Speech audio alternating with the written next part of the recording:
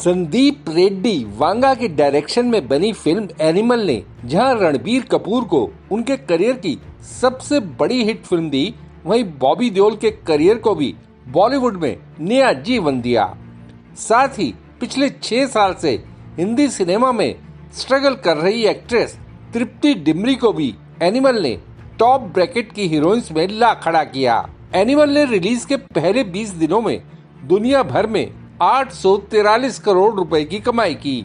इनमें भारत में 617 और विदेश में 225 करोड़ रुपए का कलेक्शन शामिल है। ये तो थे एनिमल के प्लस पॉइंट्स, लेकिन ये फिल्म साथ ही हिंसा, इंटीमेट सीन्स, महिलाओं के साथ बुरे बर्ताव को लेकर भी खूब विवादों में है। ये मुद्दा देश की संसद में भी उठ चुका है कि ऐसी फिल्में सेंसर बोर्ड पास कैसे कर देता है। छत्तीसगढ़ से कांग्रेस की राज्यसभा सांसद रंजीत रंजन ने कुछ दिन पहले सदन में इस मुद्दे को उठाया। जो सिनेमा है वो समाज का आईना होता है। हम लोग बड़े हुए हैं सिनेमा देखकर और काफ़ी इन्फ्लुएंस करता है सिनेमा पिक्चर्स हमारी लाइफ में, खासकर युवाओं की लाइफ में। आजकल कुछ इस तरह की पिक्चरें आ रही हैं। अगर आप कबीर से शुरू करें, पुष्पा से शुरू करें और अभी एक एनिमल पिक्चर चल रही है। मैं आपको कह नहीं पाऊँगी कि मेरे बेटी के साथ भी बहुत सारी बच्चियाँ थी जो कॉलेज में पढ़ती हैं, सेकेंड ईयर में पढ़ती हैं।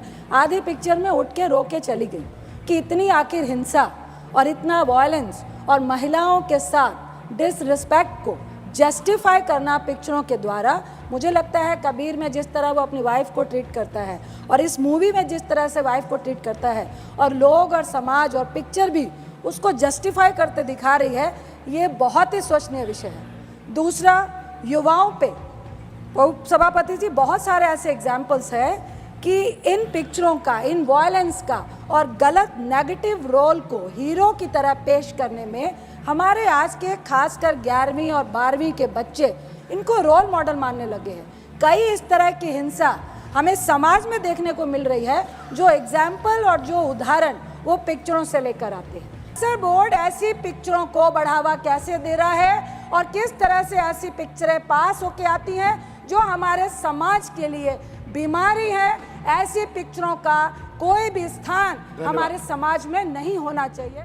एनिमल से जुड़े विवादों के बीच ये खबर आई कि सेंसर बोर्ड के सीईओ रविंद्र भाकर की छुट्टी कर दी गई। जूम टीवी की रिपोर्ट के मुताबिक सेंसर बोर्ड यानी central board of film certification से सीईओ रविंद्र भाकर को फायर किए जाने के पीछे एक कारण एनिमल को हरी झंडी दिए जाना भी रहा।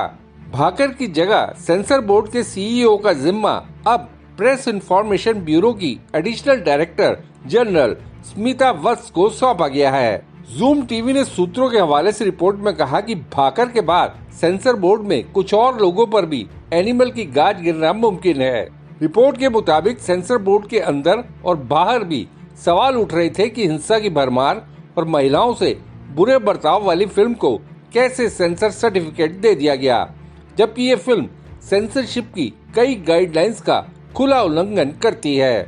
इस घटनाक्रम के बाद फिल्म के डायरेक्टर संदीप रेड्डी वांगा को इस फिल्म का सीक्वल एनिमल पार्क बनाने में दिक्कतें पेश आ सकती हैं। जहां तक सेंसर बोर्ड का सवाल है तो बता दें कि कुछ महीने पहले तमिल एक्टर विशाल ने आरोप लगाया था कि उन्हें अपनी फिल्म मार्क एंटनी के हिंदी वर्जन को पास कराने के लिए सेंसर बोर्ड को 6.5 लाख रुपए की रिश्वत देनी पड़ी। विशाल ने 28 सितंबर को अपने इंस्टाग्राम हैंडल पर एक वीडियो में सबूत समेत सारी जानकारी दी थी। जो 15 दिन के पहले अप्लाई किया वो 4 लाख में खत्म करके ट्रांजैक्शन और सर्टिफिकेशन के लिए वेट कर रहे हैं। 6.5 लाख मेरे पास कोई ऑप्शन नहीं था।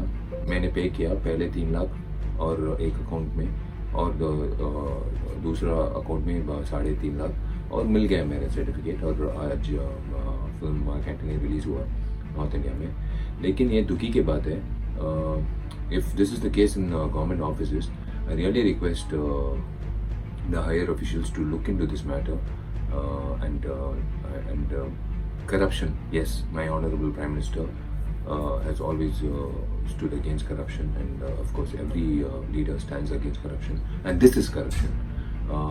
जब मेरे लिए एक्टर को ऐसे हालत है तो दूसरा प्रोड्यूसर्स के लिए क्या होगा, वही सोच दिमाग में है। विशाल के मुताबिक सेंसर बोर्ड के मुंबई ऑफिस में फिल्म की CBFC में स्क्रीनिंग के लिए 3 लाख और उसी दिन रिलीज सर्टिफिकेट जारी करने के लिए 3.5 लाख रुपए की मांग की गई थी। बॉलीवुड से एनिमल जैसी फिल्मों के खिलाफ सबसे पहले गीतकार सर्वानंद किरकिरे ने आवाज बुलंद की थी। फिल्म 1 दिसंबर को रिलीज हुई थी और 2 दिसंबर को किरकिरे ने X प्लेटफॉर्म में कई पोस्ट में अपनी प्रतिक्रिया व्यक्त की थी।